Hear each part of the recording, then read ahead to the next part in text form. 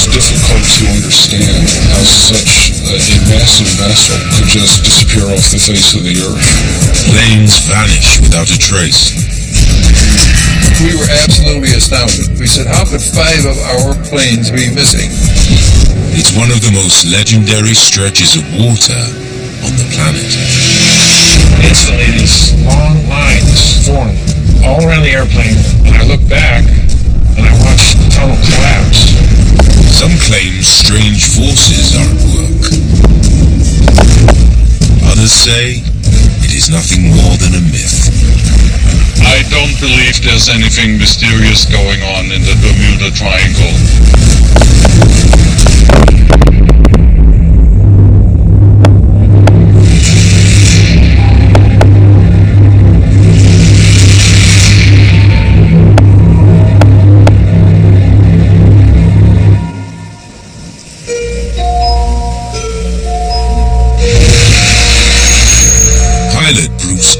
Is still trying to explain what happened to him on a routine flight over 40 years ago.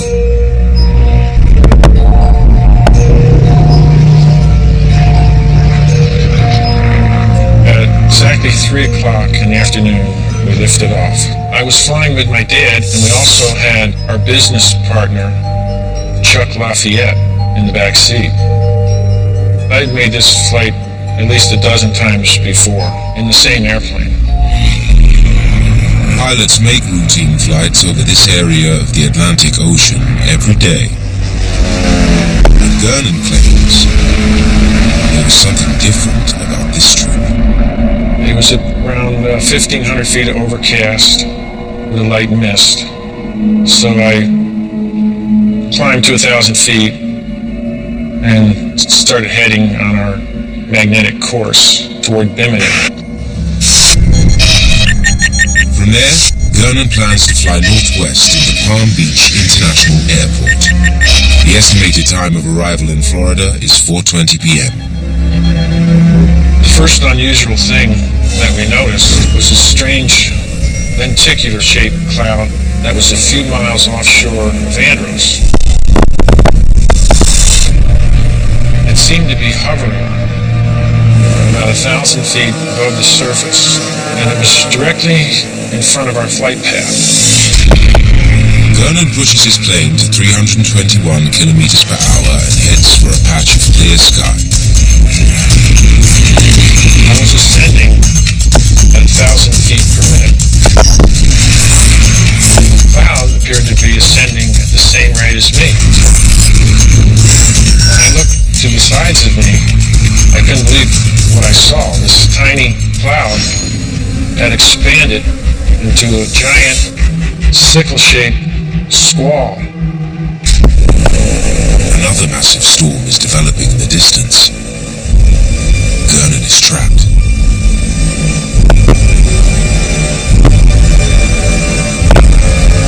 There was this huge valley in between the two storms. Then, as I started heading toward it, I noticed these 2 anvil heads formed, one on each side of the 2 storms. And then the 2 anvil heads met and formed a huge tunnel. Gernon is flying through an area some claim is associated with mysterious disappearances, a place called the Bermuda Triangle. Scientists say there's nothing particularly special about this region. Ships and planes go missing all around the world, the victims of weather and mechanical failures that send them to the bottom of the ocean.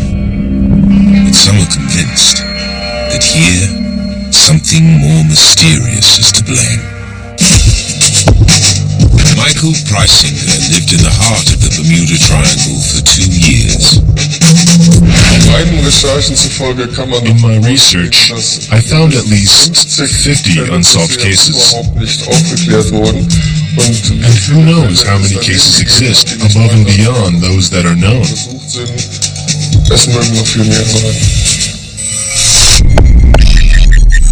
Triangle is usually defined as the area between Bermuda, Miami, and San Juan, Puerto Rico.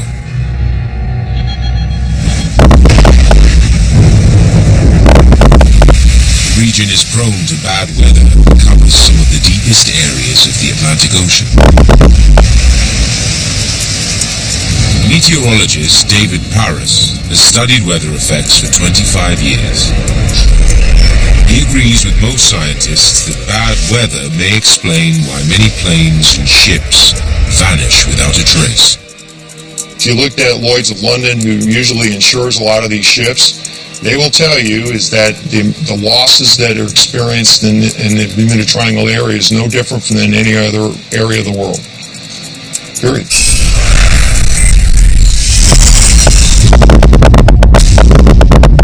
One of the most enduring stories of the Bermuda Triangle is the disappearance of the USS Cyclops in 1918. To date, that's the largest loss of life on board a U.S. Navy vessel that's unexplained. Marvin Barish has a personal connection to the tragedy. 309 people lost their lives on board the USS Cyclops when she disappeared. My great-uncle, Lawrence Merkel, was a fireman on board the ship at the time the ship was lost. Christened in 1910, the USS Cyclops was a cargo ship used to transport fuel during World War I. It wasn't a small boat. It was a ship 165 meters long. Back then, considered a huge ship. In January 1918, the Cyclops was given the job of going to Brazil. The Navy had an arrangement with the U.S. Shipping Board for the ship to go and pick up a cargo of manganese ore. Sometime between February 14th and February 16th, 1918, the fully loaded ship departed for the United States. Cyclops was actually supposed to go back to Baltimore, Maryland from Brazil. Instead, she stops off at Bridgetown, Barbados. The ship took on a cargo of coal, and beyond that, there wasn't any fanfare. She was essentially just leaving March 4th and was anticipated to arrive back in Baltimore on the 13th of March. The Cyclops was last observed leaving the harbor in Barbados. Nothing is heard from the ship. There's no sightings. There's no radio communication. The ship was never seen again. The Navy engaged in the largest search for a vessel had ever been undertaken. Vessels large and small were called into action. Nobody ever found anything. No piece of wreckage, no oil slick, nothing floating on the water, no trace of anything. The loss of the Cyclops, as far as the newspaper reporting alone, probably in our lifetimes would compare to the 9/11 events. It was difficult for somebody to understand how such a massive vessel, so many people, so much volume of metal could just disappear off the face of the earth. Almost 100 years later, the Cyclops still fuels speculation about mysterious forces at play in the Triangle. Can you imagine? The USS Cyclops, 165 meters long, even bigger than this ship, disappears without a trace on its way through the Bermuda Triangle. But there may be a natural phenomenon that explains how a ship like the Cyclops could vanish in an instant. It's called a rogue wave. You could easily be faced with a wall of water that's between 20 and 30 meters high. This will last for a glorious 2-3 seconds, and then it's gone. Under the right conditions, seemingly harmless waves can turn into deadly walls of water in an instant. The USS Cyclops would have been especially susceptible to a rogue wave. The Cyclops had a history of doing some severe rolls. 50 degrees one direction, about 46 degrees the other direction. Under normal circumstances, that's quite a bit for most vessels. There have been numerous events where a ship was hit by a rogue wave and it disappeared essentially in a matter of seconds. If a rogue wave had hit the Cyclops, I believe she would have quickly rolled and that she would have probably slipped below the surface and would eventually wind up at the seabed. The Cyclops may have gone down over the Puerto Rico Trench, the deepest part of the Atlantic Ocean. The fact that nothing has ever been found from the ship is probably a good indicator that that's where she came to rest. Rogue waves may explain why some ships disappear without a trace in the Bermuda Triangle. They've been identified as the possible cause for disappearances all over the world.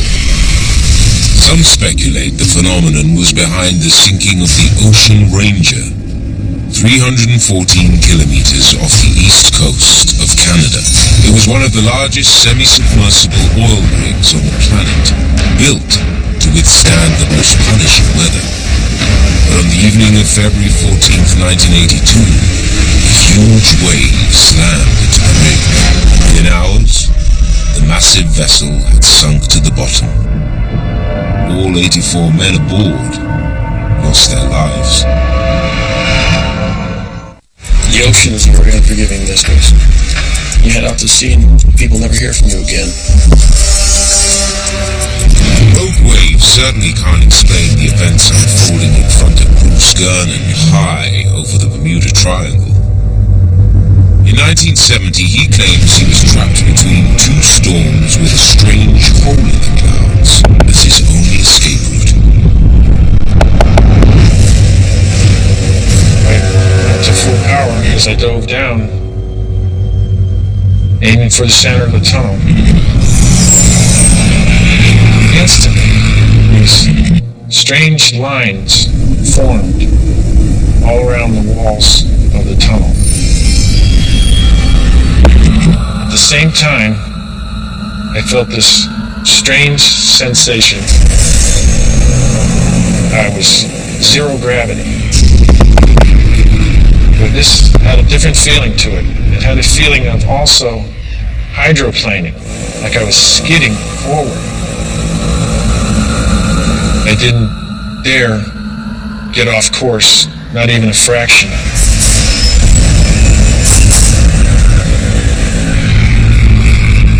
Vernon's father desperately tries to contact Miami. Miami radio. So my dad starts fumbling with the electronic navigational instruments, and he couldn't come up with our position because all three of them were malfunctioning. Even the magnetic compass was slowly rotating counterclockwise continuously. The main thing that's going through my head is just to fly the airplane and maintain the course, keep the wings level, and just try to stay safe.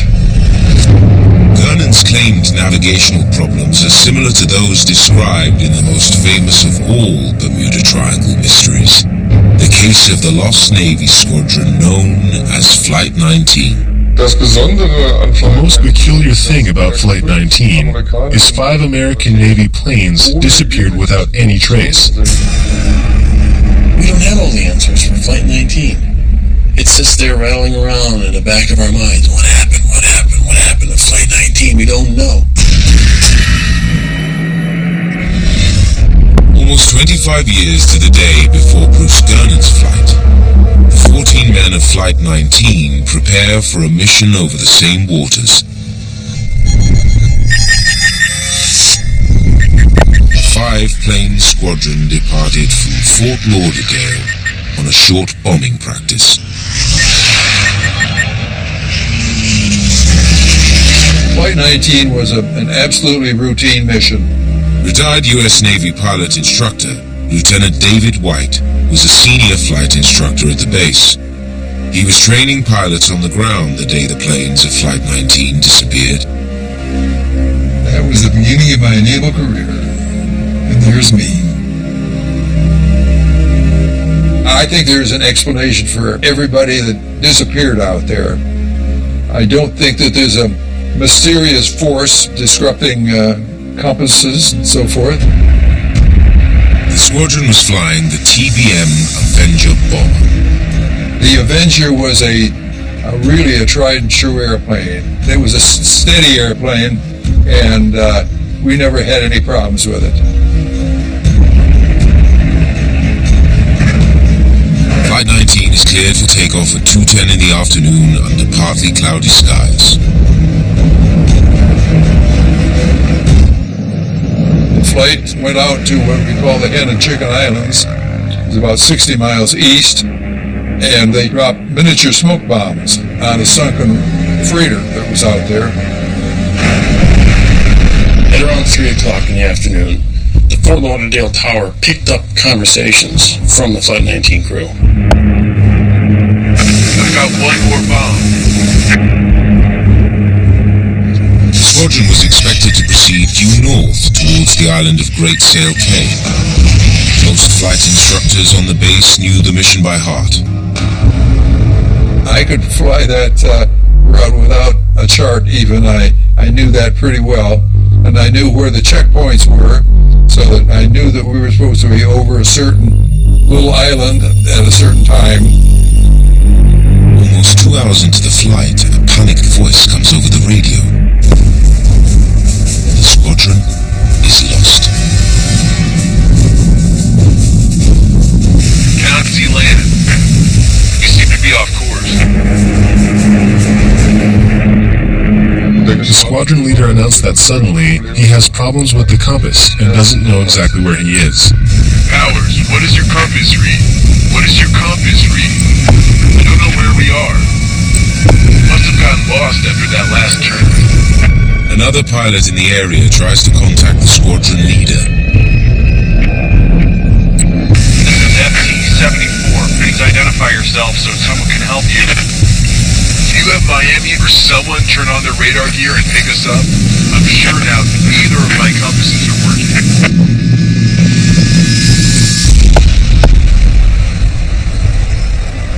Legend has it that other navigators have experienced similar compass malfunctions. I did some research to see if there were other cases of compass deviations in this area.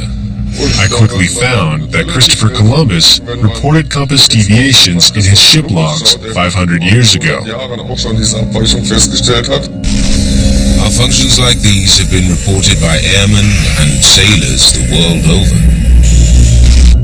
Charles Lindbergh, who was the first man to fly over the Atlantic, also reported compass deviations in this area.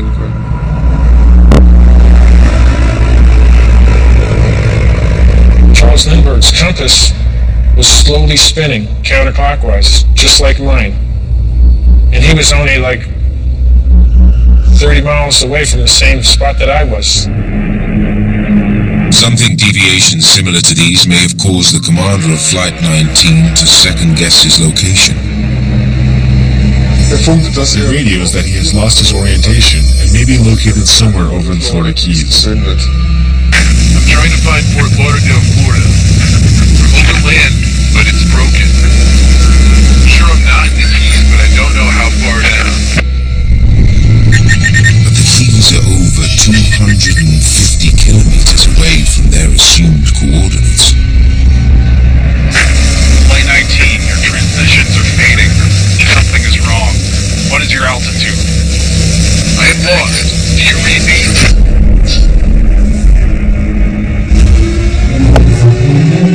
As Flight 19 slowly unravels, a rescue mission is mobilized, and ships in the area are alerted to keep a lookout. Calls to base get more panicked. We didn't go far enough east.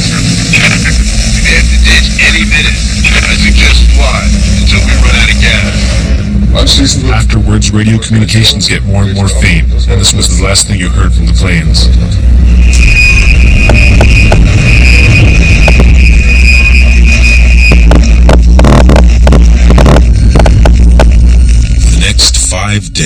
search and rescue crews covered more than 500,000 square kilometers of open ocean.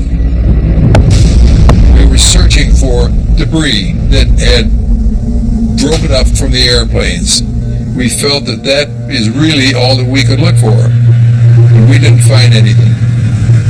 Despite a massive search, no trace of Flight 19 was ever found. Theories about Flight 19 vary from human error to running out of fuel.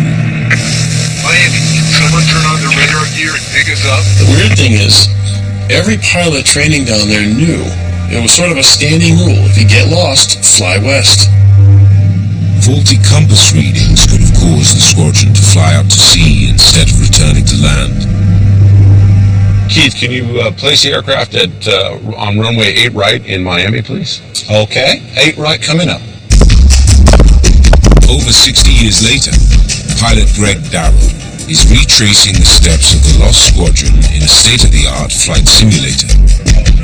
Okay, so we're going to take off of Miami 8 right.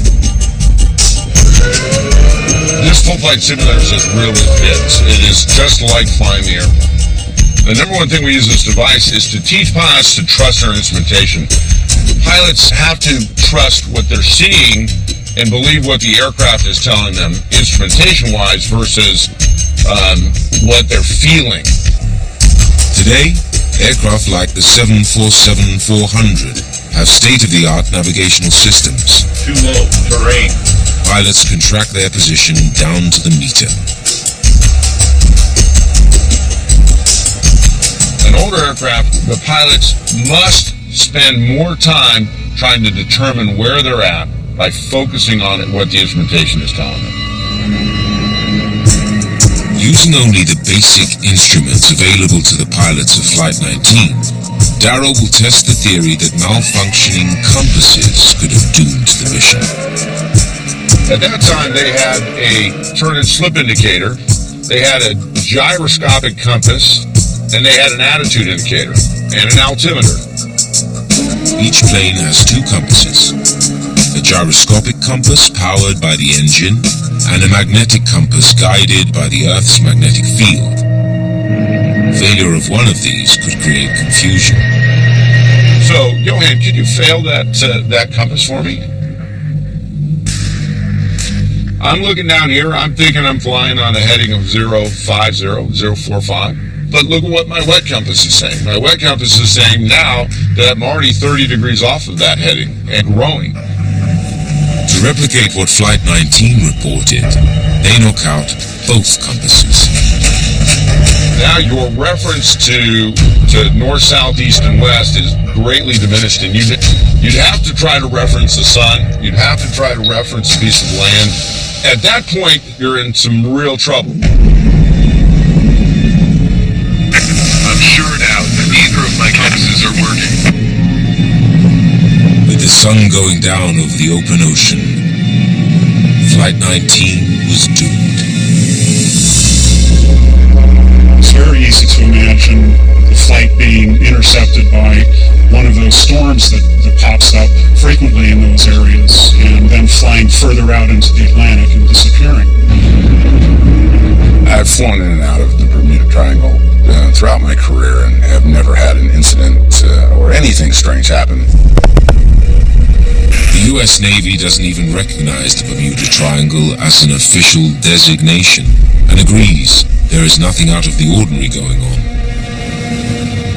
But questions still remain about Flight 19. My theory is that the compasses were out and that they ran out of gas, banged up the airplanes severely, and probably did not survive crashing into the ocean.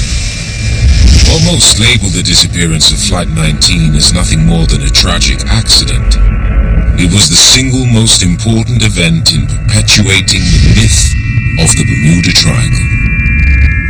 There is another region of the planet where scientists have identified a very real magnetic phenomenon, wreaking havoc on navigation.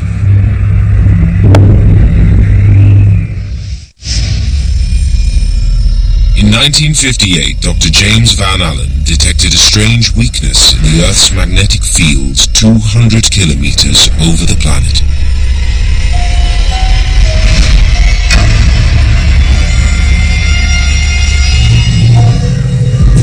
Astrophysicist Sten Odenwald believes we have a much clearer understanding of this region today.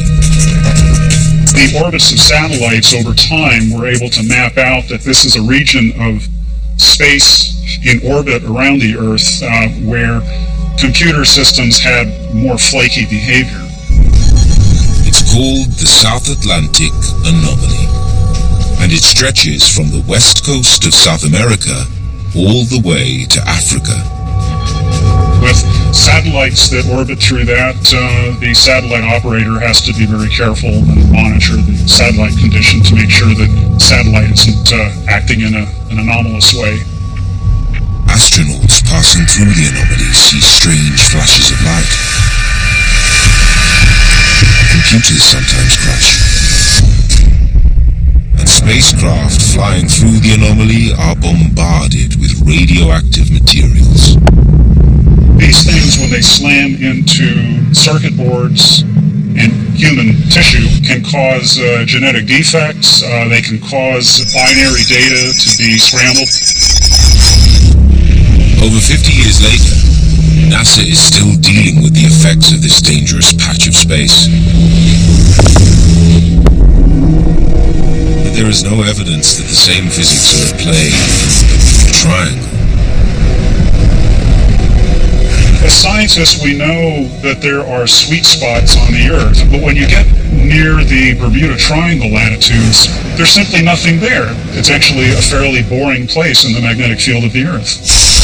Even though there's no evidence of anything strange happening, Bruce Gernon claims something unexplained happened to him and his father.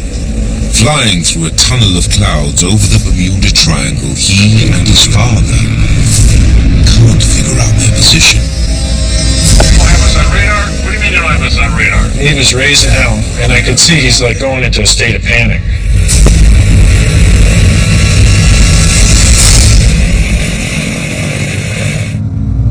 Miami Air Traffic Control supposedly can't locate the aircraft anywhere. It's as if the plane doesn't even exist. And then another amazing thing happens. Instantly, these long lines form all around the airplane, and I look back, and I watch the tunnel collapse. The Miami radar controller comes back on the radio, and he's yelling now. He's all excited. And he says he's got an airplane directly over Miami Beach. Gernon is confused. By his calculation, the plane should still be over the Atlantic about 130 kilometers east of Miami. At first, my eyes couldn't really focus on the land below me. But then they came into focus, and I could see I was directly over Miami Beach. They land without further incident. According to Gernon, they're almost 30 minutes ahead of schedule. After we had landed, I noticed that the flight had only taken 48 minutes. We compared all watches, and all concurred that it only took 48 minutes.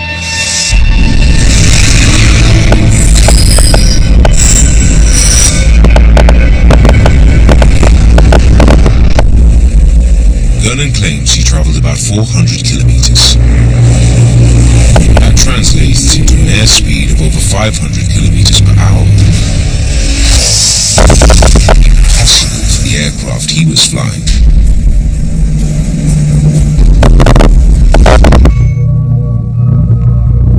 Gernon still can't explain the mysterious loss of time. Skeptics say extraordinary claims like this require extraordinary evidence that they even happened.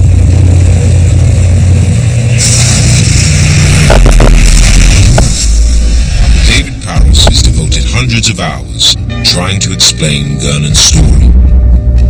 We have all the dates, we have the times, we have the fueling tickets, this flight route. We're not looking at time travel here, but we're looking at a physical force. A strange force that Paris believes is at work in thunderstorms all over the world.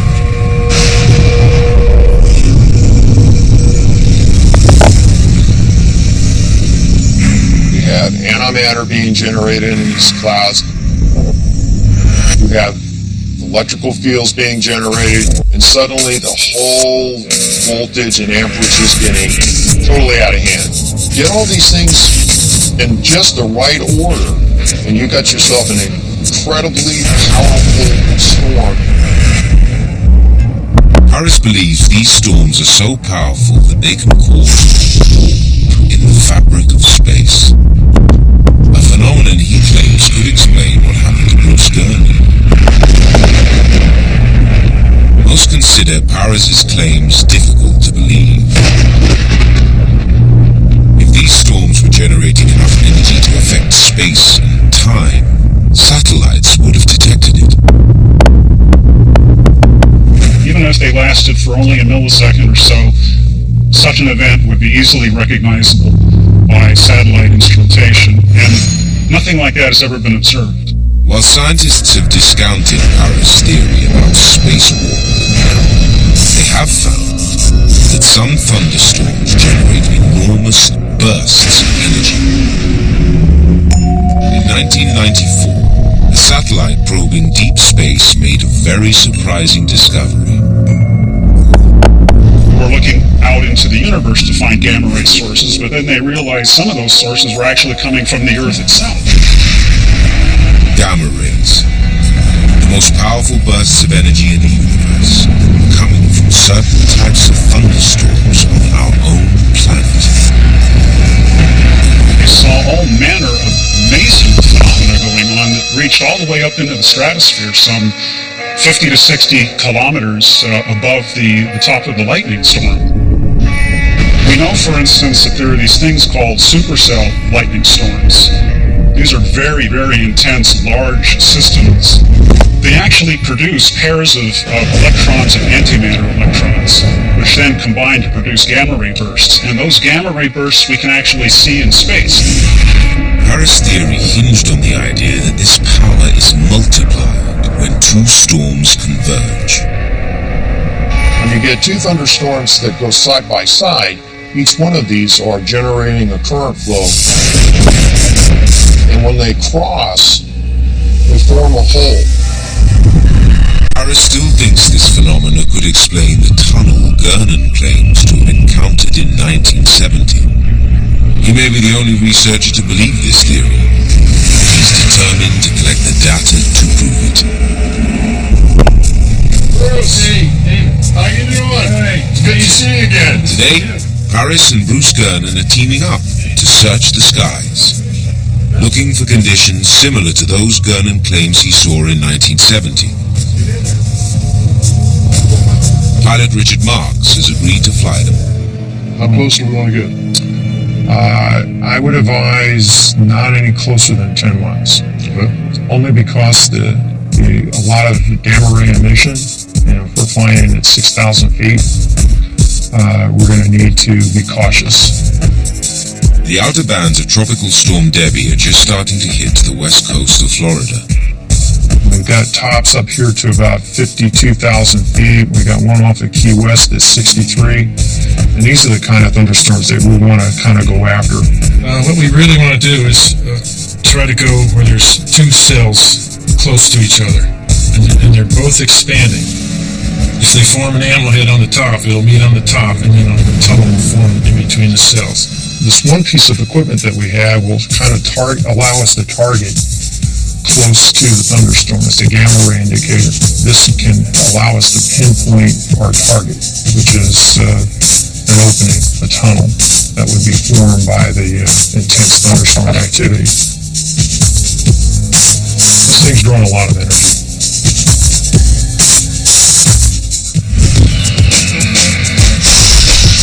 They decide to head due west towards the Gulf of Mexico, aiming for an area of high storm activity.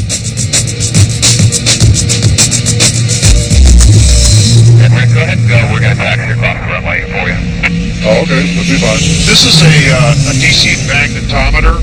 What it will do is measure differences of electrical fields. And this would allow us to actually pinpoint the sweet spot to look for your hole in the cloud. They set their sights on a particularly strong storm cell. Well, Naples is 1 mile and rain shower thunderstorm. 1,500 foot broken. It's good. Well, not good, but good.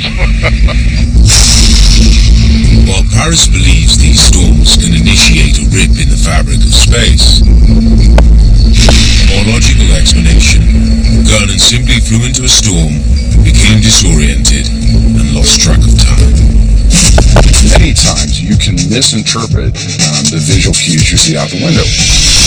A cloud at an angle may give you the sense that there's a horizon there, but it's not a horizon. Things could appear closer than they are. I've had lights that appeared very close and turned out to be as far away as stars.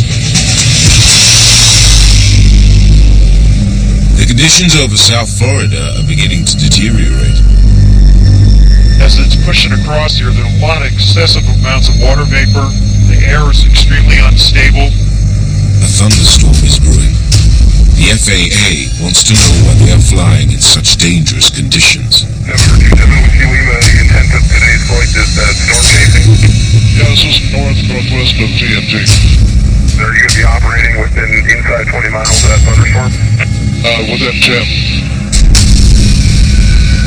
As they get closer to the storm, Paris begins to pick up elevated levels of gamma rays.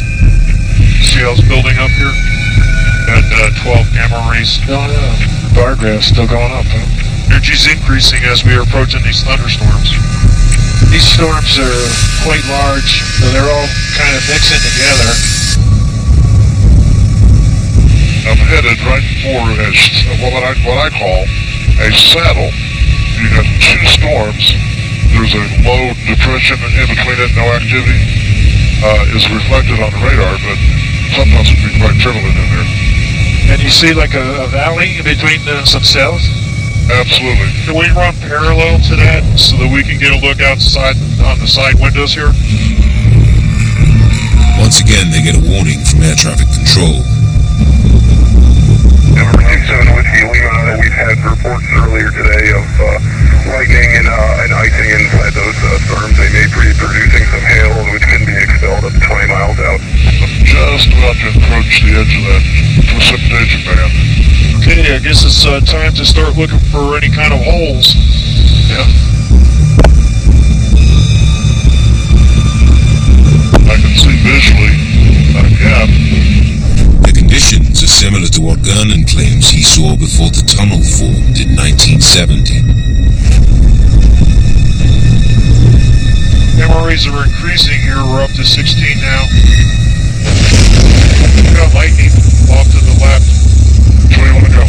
Away from it? Away from it, yeah. Despite a desire to push on, it's not worth risking their lives.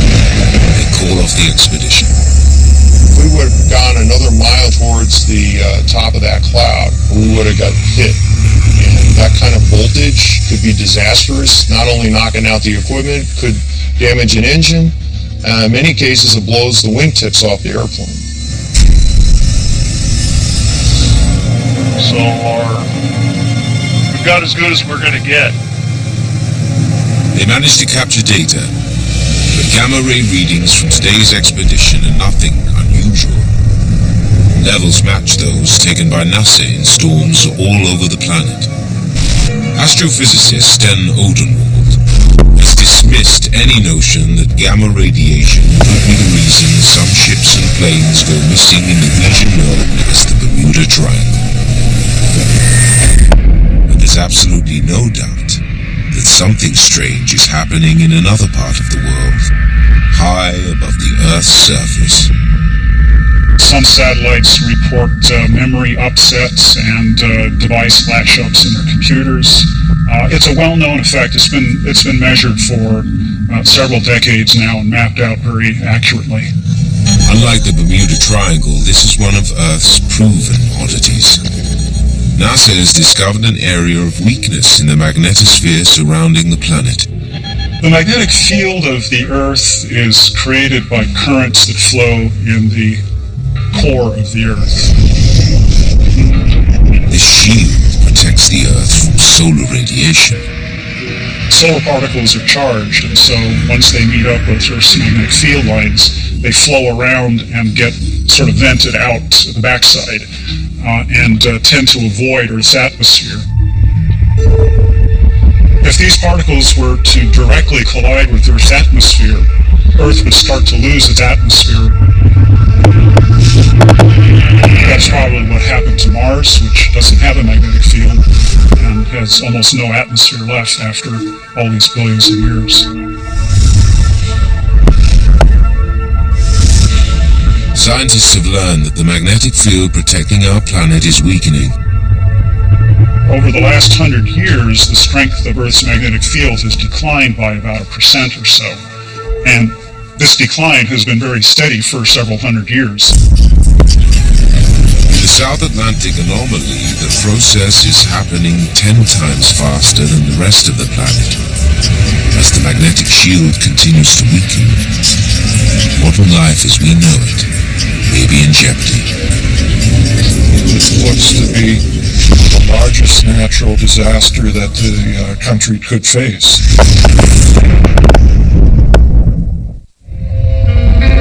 As Earth's magnetic shield weakens, the planet will become more susceptible to solar storms.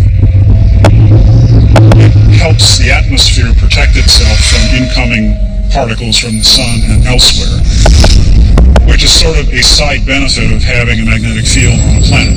But it turns out that Earth's magnetic field is important for our planet to have an atmosphere and to be hospitable to life. Life on Earth has survived major magnetic fluctuations in the past. But that was before modern civilization. Before digital technology. Before powered flight. Before electricity became the glue that holds society together.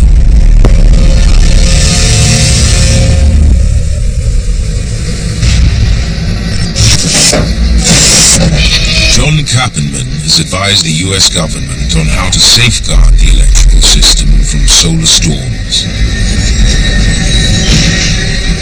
The power grid that we've created has, in essence, become an enormous antenna to these disturbances in the Earth's magnetic field.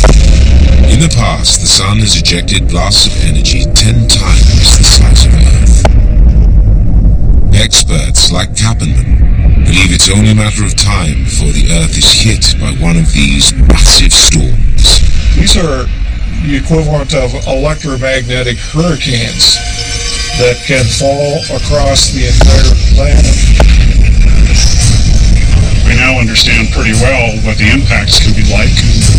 That extends everywhere from interfering with our electric power grid to the satellites that validate our ATM transactions. If we experience this firsthand, it could mean the end of society.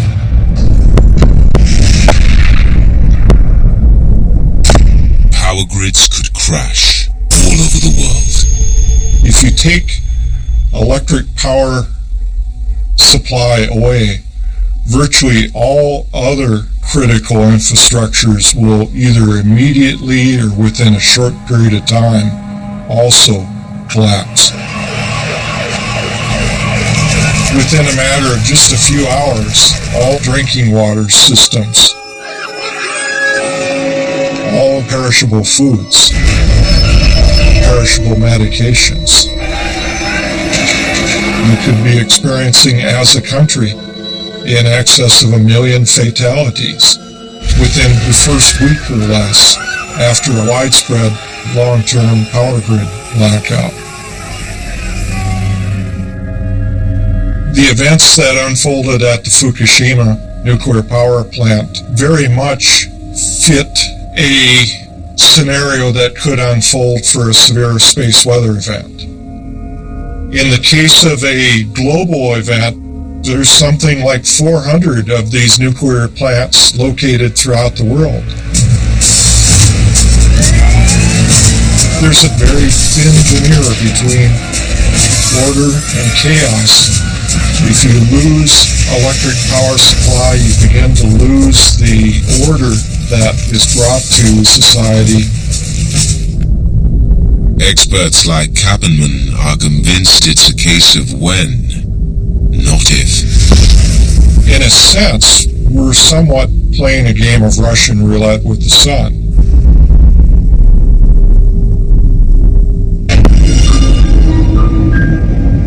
While scientists try and come up with a solution to the real-world problem of solar storms, people like Bruce Gunn continue to be intrigued by the mystery of the Bermuda Triangle.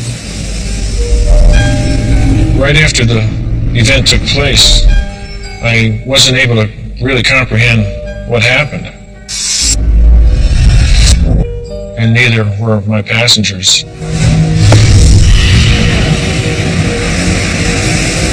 As long as there are unexplained phenomena, the mythology would live on.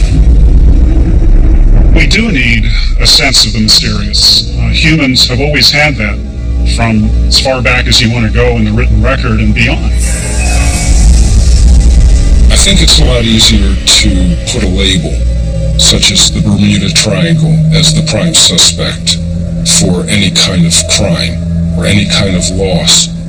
It's a lot easier than actually looking for the facts, doing a real investigation, and not just falling back on myth